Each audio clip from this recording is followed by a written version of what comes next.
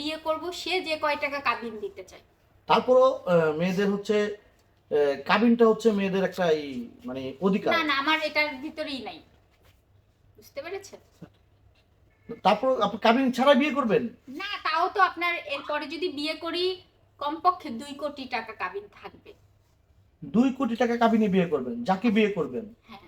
আচ্ছা। আর সেটা cash, cash দিতে হবে। আর বিয়েতে কি কি উপহার চাচ্ছেন আপনি? বিয়েতে হচ্ছে আপনার ওই যে দুবাই থেকে শপিং করে দিতে হবে। দুবাই যে অ্যারাবিয়ান যে শপিং গুলো করে, হ্যাঁ, অ্যারাবিয়ান হ্যাঁ, ড্রেস গুলো যে পরে হ্যাঁ হ্যাঁ নারীরা, সেগুলো? হ্যাঁ। আর ভিখারি টিকারি বিয়ে করব না তো। ভিখারি কাকে বলছেন? হিরো আলম। সে কি থালা নিয়ে ভিক্ষা করতো? হ্যাঁ, দেখেছেন আপনি? শুনেছি। একটু বলেন ওই না। যে আপনার ওই সাইকেলে করে চানাচুর বিক্রি করতে, এটাও তো এক ধরনের ভিক্ষা করাই। একটু বলেন না, খুলে বলেন, মানে কি শুনেছেন?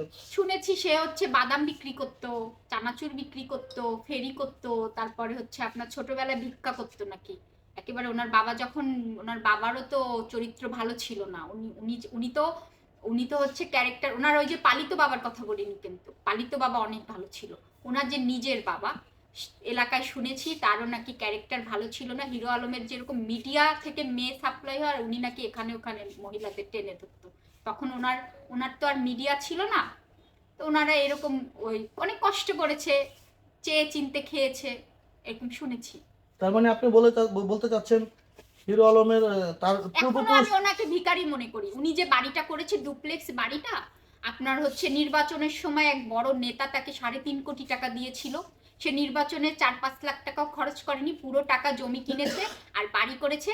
আর হচ্ছে ওই জমিটাও ওনার হচ্ছে দান পেয়েছে, ওই যে বাবা মা ওনাকে পেলেছে তারা দিয়েছে। তাহলে উনি তো ভিখারি এখনো, মানুষের পরেরটা হাত পেতে নেয় ভিখারি।